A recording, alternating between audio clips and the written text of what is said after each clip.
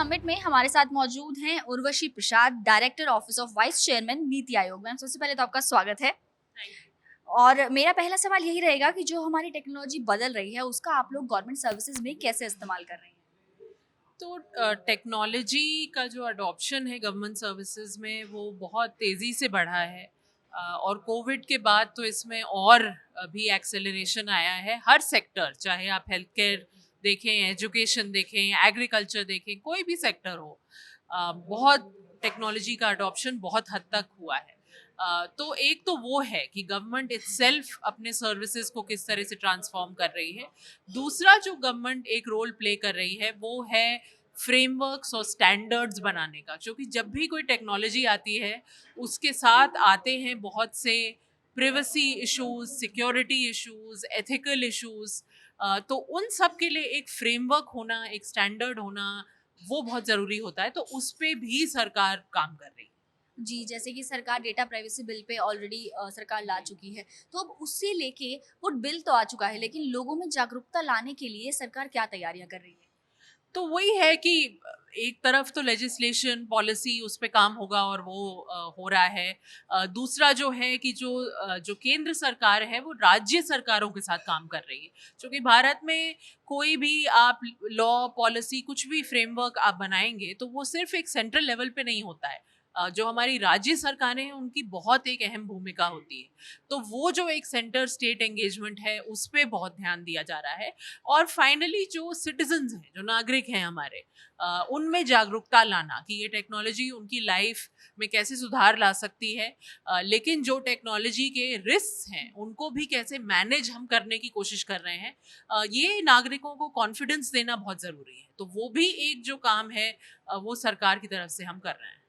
जी। और मैम, इसके अलावा जैसे कि अगर हम कुछ साल पहले चले जाएँ, मान लीजिए 2012 की बात कर लें कि उस वक़्त तक हम टेक्नोलॉजी तो छोड़िए, हम यूपीआई पर भी नहीं आ पाए थे, डिजिटल पेमेंट्स भी नहीं कर पा रहे थे और आज हमारी यूपीआई दूसरे देशों तक पहुँच गई है। तो आने वाले समय में आपको क्या उम्मीद है कि जो हमारी डिजिटल टेक्नोलॉजी डिजिटल ट्रांसफॉर्मेशन जो हो रहा है, इसमें भारत ऑलरेडी लीडर बन चुका है। तो आने वाले 10 सालों में आप इसे कहाँ देखती हैं? कितनी ग्रोथ देखती हैं?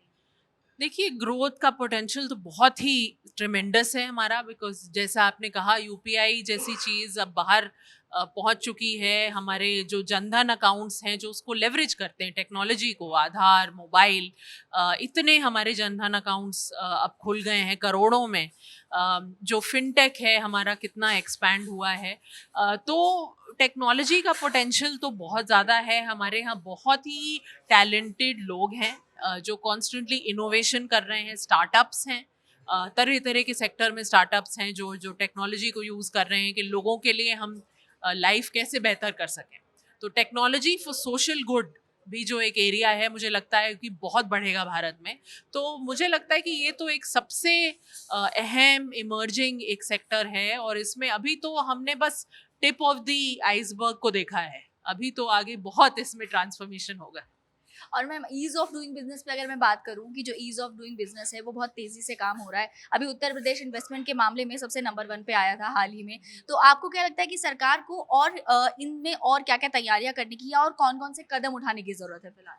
देखिए, ईज़ ऑफ डूइंग बिज़नेस पे भी बहुत ध्यान रहा है सरकार का कि जो हमारा प्राइवेट सेक्टर है, जो कंपनीज़ हैं, फॉरेन इन्वेस्टर्स भी हैं, डोमेस्टिक इन्वेस्टर्स हैं, उनके लिए लैंडस्केप को कैसे हम और कंड्यूसिव बना सकें। तो इसमें ऑलरेडी बहुत एक काम चल रहा है। और मुझे लगता है आगे भी इसमें होता रहेगा। इसमें आई थिंक मेन जो हमारा अब यही फोकस है कि जो राज्य हैं, जो स्टेट्स हैं, जैसे आपने कहा उत्तर प्रदेश ने इतना प्रोग्रेस किया है, तो उसी तरह से हमें उस प्रोग्रेस को आगे और लेके जाना है, जो कि हमारे काफ़ी स्टेट्स थे जो पहले उस लेवल तक बिल्कुल नहीं पहुंचे थे, बहुत पिछड़े हुए थे। तो हमें उनको आगे लेकर आना है। तो जो स्टेट्स में एक ही कंपटीशन है और उसकी स्पिरिट है, उसी पे हम बहुत ध्यान दे रहे हैं कि किस तरह से हम राज्यों को इंसेंटिवाइज कर सकें कि आप अपनी ईज ऑफ डूइंग बिजनेस को और सुधारें, और सेक्टर्स में प्राइवेट इन्वेस्टमेंट आप लेकर आएँ। तो उस पे हमारा ध्यान है कि अब हम जो राज्य हैं उनके साथ काम करें। और इसी में भी आप देखेंगे कि नीति आयोग का बहुत फोकस रहता है कि राज्य सरकारों पे फोकस करना, उनके साथ काम करना, जो उनकी स्पेसिफिक स्ट्रैटेजीज हैं वो बनाना। क्योंकि इसमें कोई एक पूरे भारत के लेवल पे सिर्फ आप एक स्ट्रैटेजी नहीं रख सकते। हर राज्य की अपनी स्ट्रैटेजी होना बहुत ज़रूरी है। तो उसमें हम उनकी मदद कर रहे हैं कि वो स्ट्रैटेजी कैसे वो आगे बनाए। और मैम एक सवाल ये कि जिसमें हम जब डिजिटल ट्रांसफॉर्मेशन की बात करते हैं तो इसमें सरकार का योगदान तो है ही, लेकिन साथ में आपको क्या लगता है इसमें प्राइवेट प्लेयर्स कितना अहम रोल प्ले करते हैं? बहुत अहम है, क्योंकि जो बहुत हद तक टेक्नोलॉजी इनोवेशन होता है वो प्राइवेट सेक्टर में होता है। तो उनका रोल तो बहुत ही ज़्यादा अहम होता है। और मैं कहूँगी कि पब्लिक प्राइवेट पार्टनरशिप जो है उसको इस सेक्टर में बहुत ही जो इनकरेज करने की ज़रूरत है। क्योंकि सरकार के पास वो स्केल है, सरकार के पास वो फ्रेमवर्क्स हैं, स्टैंडर्ड्स हैं, आपने कहा बिल अभी लाया गया है, ऐसी बहुत सी और चीज़ों पे काम हो रहा है।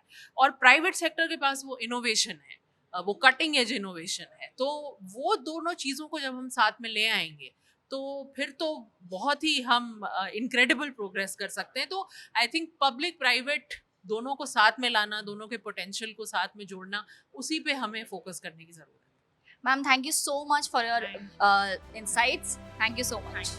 Thank you.